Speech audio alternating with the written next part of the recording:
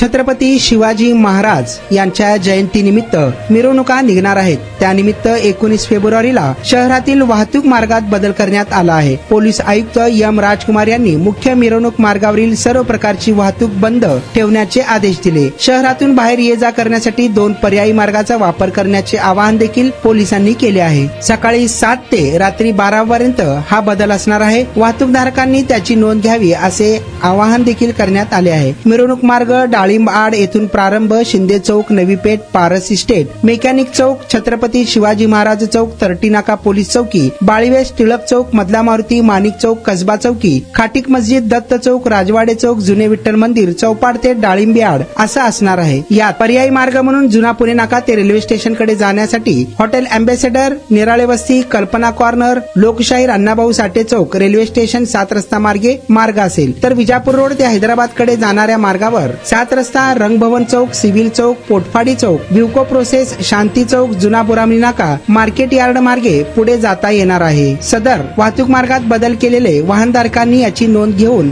त्या मार्गानेच प्रवास करावा, अन्यथा वाहतूक कोंडीचा सामना करावा लागणार आहे।